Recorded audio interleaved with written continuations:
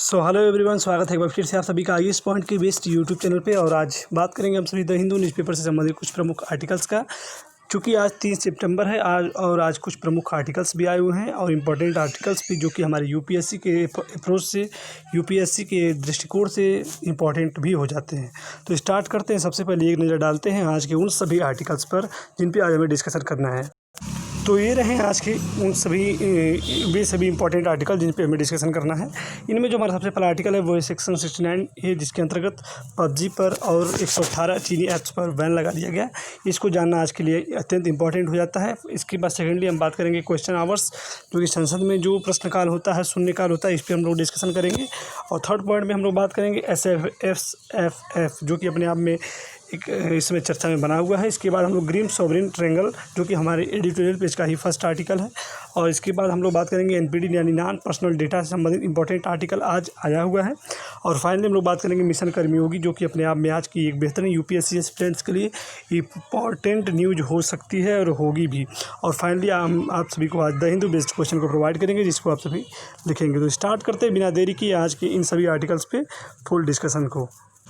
बात करें आज के सबसे पहले आर्टिकल की, तो उसमें लिखा हुआ है government bans PUBG, WeChat and work 116 apps, जो कि 118 ऐप्स पे गवर्नमेंट ने बैन लगा दिया है, जिनको आप सभी ऑलरेडी जानते होंगे। लेकिन इसके पहले भी 59 चीनी ऐप्स पर बैन लगाया गया था।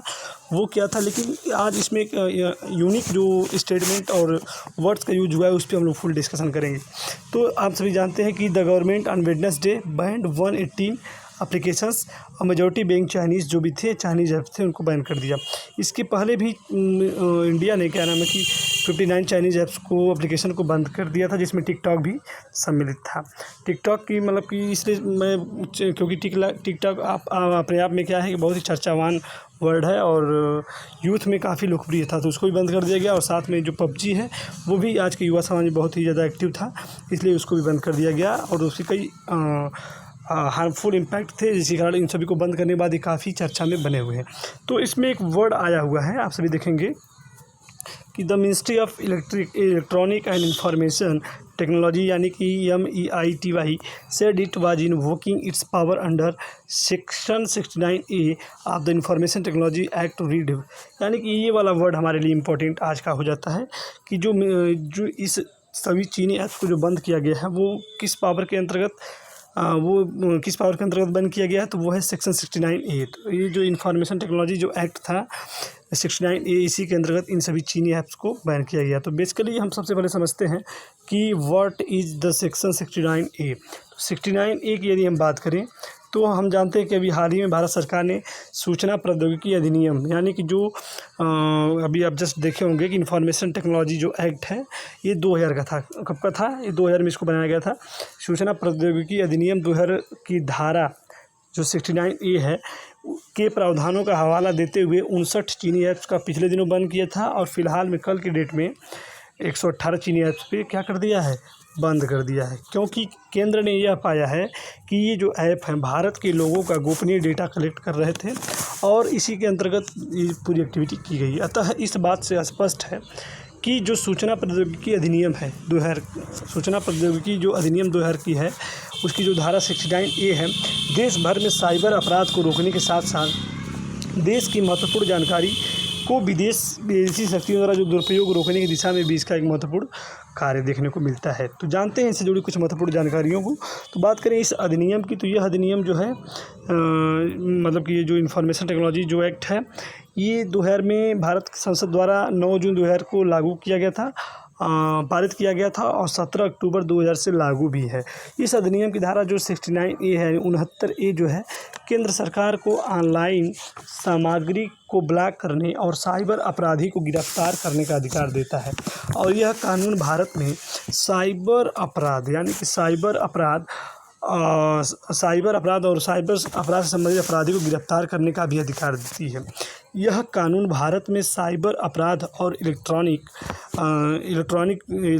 जो कॉमर्स के मुद्दों से निपटने के लिए प्राथमिक यह कानून है। अच्छा, अगर बात करें इसे कुछ प्रमुख बातें, तो इसमें कुछ प्रमुख बातें भी निहित हैं। वो क्या है उसको थोड़ा सा आप लोग सुने।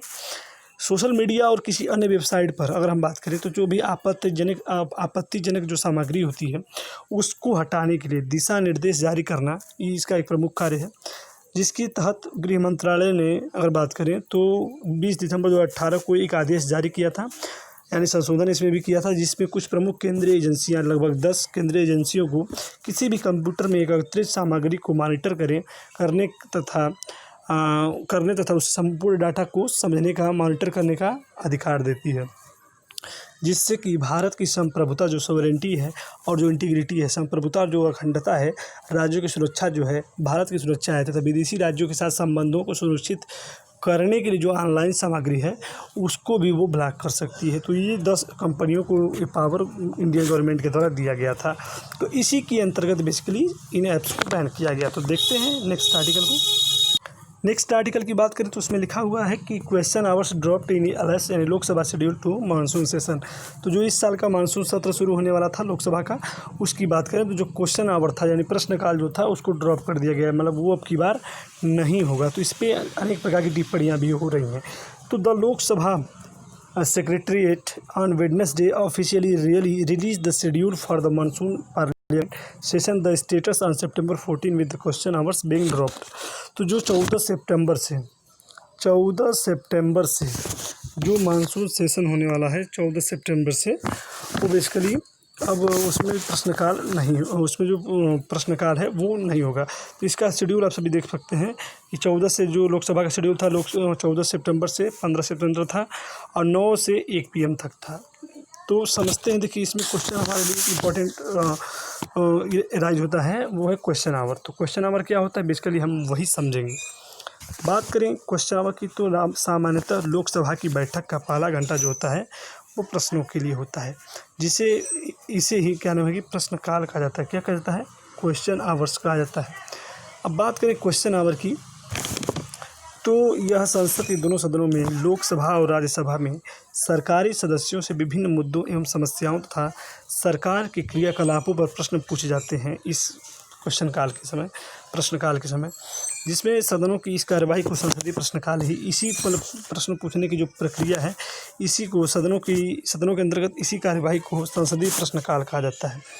इसकी अवधि की यदि बात करें, इसकी टाइमलाइन की बात करें तो बैठक के प्रारंभिक 1 घंटे यानी कि 11 बजे से 12 बजे तक इसकी अवधि होती है, यानी इतने समय में आप प्रश्न पूछ सकते हैं। उसके बाद 12 से 1 तक जो होता है वो होता है 0 आवर्स यानी शून्यकाल, जिसमें जो भी प्रश्न पूछे जाते हैं तो उसमें त्वरित कार्यवाही होती है। अब बात करें प्रश्नकाल के प्रकार, तो लगभग 4 प्रकार के प्रश्नकाल होते हैं। पहला होता है तारांकित प्रश्नकाल जो स्टार्ड होता है, और अतारांकित होता है, अल्प सूचना प्रश्न होता है, और लोकसभा में प्रक्रिया वाला प्रश्नकाल होता है। तो ये 4 प्रकार के प्रश्नकाल होते हैं। तो इसको आप सभी रीड कर सकते हैं, तैयार कर सकते हैं। देखते हैं आज के नेक्स्ट आर्टिकल को। बात करें नेक्स्ट आर्टिकल की तो इसकी भी चर्चा लगभग हर दिन हो रही है, हर दिन बातें हो रही है। India China conflict, India China dispute जो भी चल रहा है, इस पर बेसिकली बात इस आर्टिकल के अंतर्गत की जा रही है। तो आज हमें इसमें भी एक यूनिक वर्ड्स पे फुल डिस्कशन करना है, उसी पे बातें होगी।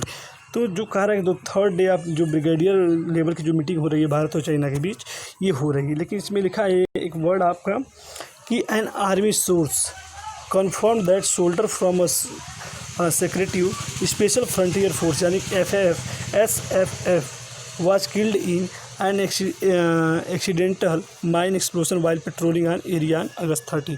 तो यहाँ पे जो वर्ड आया है SFF यानी कि जो स्पेशल फ्रंटियर जो फोर्स है, इसी ने लगभग चीन के जो 500 सैनिक मतलब कि उसमें भारतीय सेना में सीमा में घुस रहे थे, उनको पीछे करने का इनको मतलब कि क्रेडिट जाता है। इन्होंने ब्लैक टॉप पे भी क्या नाम है कब्जा किया हुआ है फ़िलहाल में। तो क्या है SFF, उसको हम सबसे पहले समझते हैं। बात करें यदि SFF की यानी स्पेशल फ्रंटियर फोर्स की, तो ये जो फोर्स है इसका गठन हुआ था 14 नवंबर 1962 को। 14 नवंबर 1962 को इसका गठन हुआ था। और इस फोर्स की यदि बात करें तो यह जो है भारतीय सेना का हिस्सा नहीं होती है, लेकिन ये सेना की तरह ही काम करती है। और ये भारतीय सेना का जो है, इसका अगर बात करें तो ये भारतीय सेना का हिस्सा नहीं होती, लेकिन फिर भी ये भारतीय सेना में इसकी अपनी एक अलग ही रैंक होती है, जो भारतीय सेना की रैंक से ही बराबर होती है।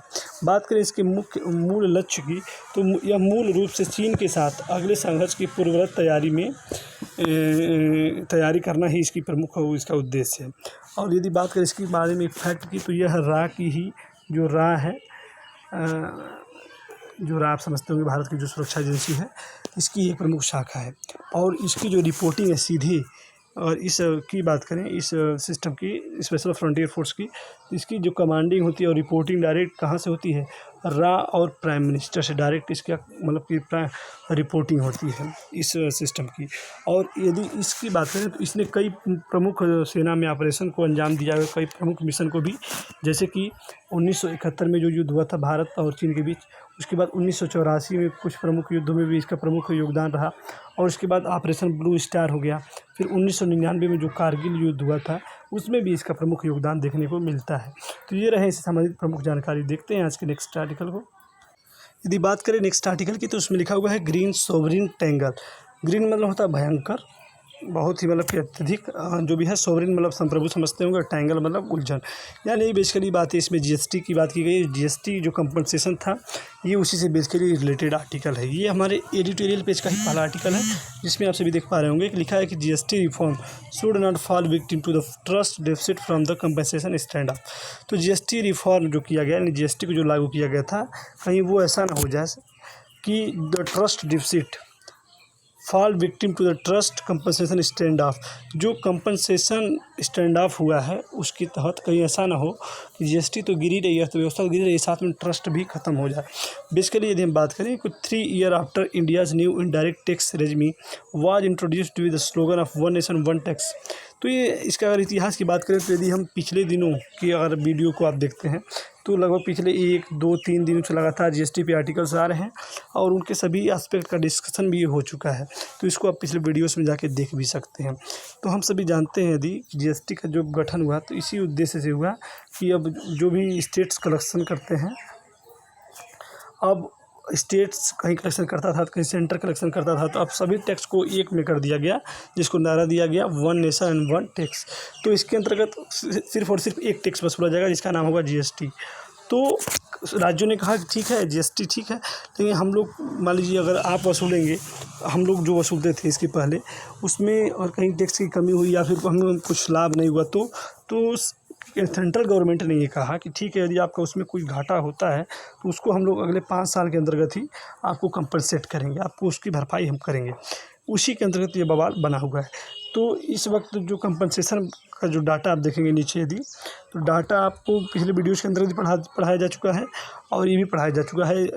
इस समय इतने भी एस्पेक्ट है कि बात की जाए 97,000 करोड़, और जो भी है 1.3 लाख 8 करोड़ का जो भी सिस्टम था, तो स्टेट ने कहा कि ठीक है हम आपकी भरपाई कर देंगे, लेकिन इसमें जो पेंडेमिक टाइम आ गई है, इसको एक्ट ऑफ गॉड का नाम देते हुए सरकार ने कहा कि इसको हम भरेंगे, लेकिन फ़िलहाल अभी इस वक्त हम नहीं भर पाएंगे, इसको मतलब पूरी तरह कंपनसेशन पूरा नहीं भर पाएंगे। तो इसी को लेकर कहा जा रहा है कि जो फैट है उसमें कहीं न कहीं गिरावट हो जाएगी, क्योंकि जो भी कंपनसेशन भरना है उसमें लगभग 2.35 लाख करोड़ का शॉर्टफॉल देखने को मिल रहा है। तो इसको आप समझ सकते हैं, और कई दिन से लगातार न्यूज़पेपर में बना हुआ है, तो इसको आप लोग ऑलरेडी रीड कर चुके होंगे, क्योंकि जो 3 लाख करोड़ का कंपनसेशन था, उसमें सिर्फ 65,000 करोड़ ही अब तक कंपनसेशन दिया जा चुका है। बाकी लगभग 2.75 जो भी है 2.35 जो लाख करोड़ है उसको भी भरना है। तो यही बेसिकली अपने आप में डिस्प्यूट का कारण बना हुआ है। तो देखते हैं आज की सबसे इम्पोर्टेंट आर्टिकल को। जो हमारा नेक्स्ट और इम्पोर्टेंट आर्टिकल है, उसमें लिखा हुआ है कि अमिस्ट अपॉर्चुनिटी, एक मतलब अपॉर्चुनिटी अगर बात करें इसमें, तो इसमें सबसे इम्पोर्टेंट टॉपिक है गोपाल कृष्णन कमेटी। तो गोपाल कृष्णन कमेटी क्या है और उसका संबंध नॉन एनपीटी से क्या है, नॉन पर्सनल डेटा से क्या है, वो हमको आज के इस आर्टिकल के अंतर्गत हमको समझना है। तो यदि हम बात करें नॉन पर्सनल डाटा की, तो इन्फोसिस के जो संस्थापक थे, इन्फोसिस के जो को फाउंडर थे, सह संस्थापक थे, जिनका नाम था गोपाल कृष्णन की अध्यक्षता में जो गठित समिति ने ये सुझाव दिया था कि देश की विभिन्न जो घरेलू कंपनियां और जो संस्था है, उसको भारत में उत्पन्न होने वाले जो नॉन पर्सनल डाटा है यानी एनपीडी है, उसका दोहन करने की अनुमति दी जानी चाहिए, उसको एक्सेस करने की अनुमति दी जानी चाहिए। तो यही बात इस कमेटी के अंतर्गत कहा गया। बात करें इस कमेटी के उद्देश्य की, तो इसका उद्देश्य यह है कि भारत में उत्पन्न होने वाले जो डेटा हैं डेटा का मतलब डेटा के संग्रहण से संबंधित जो नियम कानून का खाका तैयार करना ही इस कमेटी का प्रमुख उद्देश्य है। तो ये आपको याद होना चाहिए, क्योंकि ये आ सकते हैं गोपाल कृष्णन कमेटी। बात करें एनपीडी की, तो एनपीडी किसी भी प्रकार के डाटा का वह समूह होता है जिसमें व्यक्तिगत रूप से पहचान योग्य कोई भी जानकारी शामिल नहीं होती है। और इसकी बात करें, गौरतलब बीते नवंबर के माह की बात करें तो सरकार ने उद्योग जगत के विशेषज्ञों, सरकारी अधिकारियों और अकादमिक जगत के विशेषज्ञों को मिलाकर एक 9 सदस्यीय समिति का गठन किया, जिसकी अध्यक्षता गोपाल कृष्णन ने किया। और इस समिति ने अपनी रिपोर्ट के अनुसार एक नए प्राधिकरण की स्थापना का भी सुझाव दिया, जिसके पास मुख्य तौर पर भारत में उत्पन्न हुआ गैर व्यक्तिगत डाटा जो है कि उपयोग और दोहन की निगरानी संबंधित अधिकार बनाने की बातें की गई। बात करें एनपीडी की टाइप्स की, तो एनपीडी की 3 प्रकार होते हैं। पहला है पब्लिक एनपीडी, दूसरा है कम्युनिटी एनपीडी और तीसरा है प्राइवेट एनपीडी, यानी कि सार्वजनिक एनपीडी, सामुदायिक एनपीडी और प्राइवेट एनपीडी। तो उम्मीद है कि आपको ये समझ में आया होगा, आपने इसको तैयार भी किया होगा। यदि आपको समझ में नहीं आया तो आप कमेंट सेक्शन में ज़रूर बताने का प्रयास करें। देखते हैं आज के नेक्स्ट आर्टिकल को। नेक्स्ट आर्टिकल में लिखा है मिशन कर्मयोगी।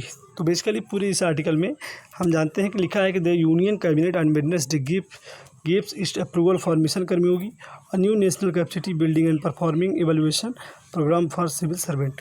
तो सिविल सर्वेंट्स के लिए ये प्रोग्राम लॉन्च किया गया है, ये मिशन लॉन्च किया गया है, जिसका नाम है मिशन कर्मयोगी। तो ये आपको समझना होगा। बात करें, केंद्रीय मंत्रिमंडल ने संघ लोक सेवा आयोग यानी यूपीएससी की मिशन कर्मयोगी योजना को मंजूरी दे दी है पिछले बुधवार को। यह प्रशिक्षण मानकों में सामंजस्य स्थापित करेगा। यह जो है मिशन कर्मयोगी और सभी केंद्रीय प्रशिक्षण संस्थानों में साझा संकाय और संसाधन बनाएगा। यह भारत के सिविल सेवकों के लिए सिविल सेवा क्षमता निर्माण का एक राष्ट्रीय कार्यक्रम है। बात करें इसकी, तो इसमें ऑनलाइन लर्निंग प्लेटफॉर्म का स्वामित्व संचालन करने में सक्षम भी होगा और विश्व स्तरीय पर सभी अधिकारियों को सीखने की सुविधा भी प्रदान करेगा। यह न केवल व्यक्तिगत क्षमता निर्माण बल्कि संस्थागत क्षमता निर्माण और पर भी केंद्रित है। बात करें इसकी, तो मिशन कर्मयोगी एक सरकारी कर्मचारी को एक आदर्श कर्मयोगी के रूप में राष्ट्र की सेवा करने के लिए पुनर्जन्म कराने का प्रयास है।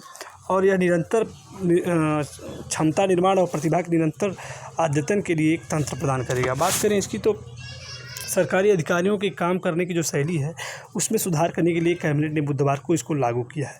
और इसमें नियुक्ति के बाद सिविल अधिकारियों समेत सरकारी कर्मचारियों की क्षमता बढ़ाने के लिए खास ट्रेनिंग दी जाएगी। इसके तहत सिविल सेवा अधिकारियों को क्रिएटिव, कल्पनाशील, इनोवेटिव, एक्टिव, पेशेवर, प्रगतिशील, ऊर्जावान, सक्षम, पारदर्शी और अन्य तथ्यों में दक्ष बनाकर भविष्य के लिए तैयार करना इसका प्रमुख उद्देश्य तथा सभी अधिकारियों की स्किल बढ़ाना भी इसका प्रमुख उद्देश्य है। तो ये रहे इससे संबंधित सभी जानकारी। अब देखते हैं आज के फाइनल, लास्ट और अंतिम आर्टिकल को। इस आर्टिकल में लिखा है कि मुद्रा टर्मिनल डील अंडर स्कैनर। तो ये आपको थोड़ा सा समझना होगा कि मुद्रा टर्मिनल क्या है। मुद्रा टर्मिनल आप सभी लोग देख पा रहे होंगे कि मुद्रा पोर्ट कहाँ है। सबसे पहले आपको जानकारी इसमें से इतनी एक्सेस करनी है कि मुद्रा टर्मिनल है क्या, ये उपस्थित कहाँ है। तो ये है कच्छ में, मतलब कि कच्छ की खाड़ी में है। कच्छ जिले के अंजार पोर्ट पर है और ये बेसिकली गुजरात में स्थित है। कहाँ पे है ये? बेसिकली गुजरात में स्थित एक पोर्ट है, एक बंदरगाह है, जहाँ पे मतलब कि पाइपलाइन बिछाई जा रही है। पिछले साल से बात करें तो इसका पिछले साल में ही उसका उद्घाटन हो चुका है, जिसमें मतलब कि अडानी ग्रुप्स और जीबी पार्टनर जो भी ये सब बातें लिखी हुई हैं इस पूरे आर्टिकल में। तो बेसिकली हमें यहाँ से सिर्फ इतना सीखना है कि मुद्रा टर्मिनल कहाँ है, गुजरात में। कहाँ है? गुजरात में। और ये इंडियाज़ बिजीएस्ट पोर्ट भी है, सबसे ज़्यादा बिजीएस्ट पोर्ट भी के रूप में भी उभर रहा है। तो देखते हैं आज के द हिंदू बेस्ड क्वेश्चन को। बात करें क्वेश्चन की, तो लिखा है give a brief description about non personal data, यानी कि आप सभी नॉन पर्सनल डाटा यानी एनपीडी पे फुल डिस्कशन करें अबाउट 100 वर्ड्स में। तो ये रहे आज के कुछ इंपॉर्टेंट आर्टिकल और उनसे जुड़ी कुछ महत्वपूर्ण जानकारी यहाँ। और तो उम्मीद है कि आज का सेशन आप सभी के लिए हेल्पफुल रहा होगा। सो फ्रेंड्स, आज के लिए इतना ही। अगले दिन फिर मिलेंगे, तब तक के लिए नमस्कार और धन्यवाद।